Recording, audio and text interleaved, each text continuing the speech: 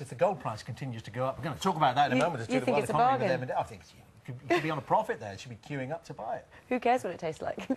Right, later on, we're going to find out why Tesco is California dreaming as it launches a bid to crack the American market. And now back to the economy. The price of petrol is soaring. Filling up your car is now costing over £1 a litre. And if that wasn't painful enough, the price of food and consumer goods is also creeping up. But could there be good news on mortgages? The Bank of England is under pressure to announce a cut in interest. So creeping up. But could there be good news on mortgages? The Bank of England is under pressure to announce a cut in interest rates when it meets today. The BBC's economics editor, Evan Davis, is here. Morning to you, Evan. Morning, guys. Let's start, shall we, with interest rates. There's a decision today. What are they saying? Well, look, I believe the BBC weather forecasters are going to start using probabilities in their forecast. So I'm going to do the same. I would say 80% they're going to just stay where they are. But I wouldn't be at all surprised that 20% if they did decide to cut. I mean, there's a lot going on in the world economy at the moment, a very strange time.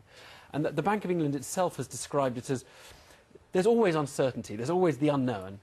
And for the last few years, the approach to the unknown has been, we'll give it the benefit of the doubt. And people have just flipped and are now saying, oh, we have fear of the unknown. And so there's that sort of complete change of confidence. And if you take something like the housing market or the property market, where people give it the benefit of the doubt, they think they're going to make money out of houses, so they buy them. And when they have fear of the unknown, they start saying, oh, the price might fall, I don't want to buy one. So we're just at that tipping point, which is why I think there's a 20% chance the Bank of England will cut rates today to try and preempt it getting out of hand. Like the probabilities. the big picture, that uncertainty you talk about, at the root of this, is it the unknown about the liabilities that major international banks have?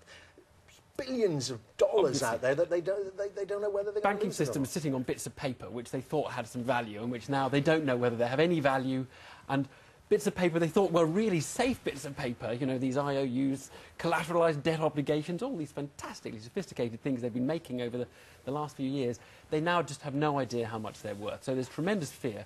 But there are also fears that a lot of things that went on over the last 5 or 10 years maybe have gone a little bit far, that maybe we've lent a little bit too much. So already here you're seeing subprime borrowers, people with a less than perfect credit record, finding it harder to get a credit card, paying more for a credit card. So this is just, it's all back to this turning between overconfidence to a sort of battening down the hatches and thinking everything's changed. What about petrol prices as well? Because they seem to be going up as well. Yes, petrol prices hit that, broke through the pound barrier yesterday, the data showed. I mean, this is going to hurt household budgets next year, right? I mean, people are feeling it. It's £7 a week for the average motoring household, more than they were paying a year ago. If there's a little bit of good news on all of that, though, the dollar is falling very quickly at the moment. This is a very big economic story, that the American economy is repositioning itself towards exports. The dollar is falling massively. Now, it just so happens that a lot of things that we Brits buy in the world are priced in dollars. Not just oil, but, you know, British companies who go over to China to get their stuff made, all those contracts are signed in dollars. So when the dollar's falling, the magic of it is we actually have to pay less for those things in pounds. So the little helpful thing, the little secret thing that's helping the British economy at the moment is the falling dollar is perhaps providing a little bit cheaper stuff. It is hard to make sense of it all, isn't it, Evan? I mean, we've got inflationary pressures we've been discussing. Growth, though, forecasts are dropping as we hear. I remember that phrase stagflation from many years ago. I mean, the big inflation cheeses and unemployment all going wrong at the same time. Could things move in that direction? They can move in that direction. I mean, I was brought up as a child in the 1970s.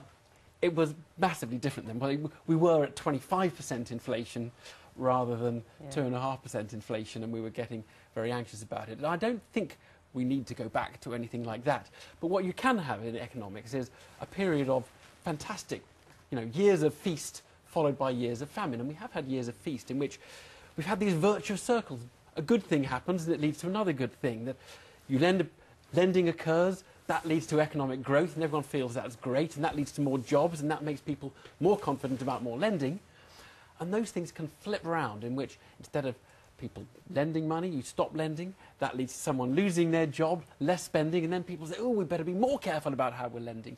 And I do think you can get these cycles of good news and cycles of bad news, perhaps slightly feels we're entering the cycle of the bad news. But you know, back in the Depression days, Roosevelt said we only have fear. The only thing we need to fear is fear itself. So I don't think we should get into sort of talking ourselves into too much of a crisis. But you know, if you ask me, are the next few years going to be bumpier than the last few? You know, I would think probably so. That probability Back again. to probabilities. Evan, thank you very much.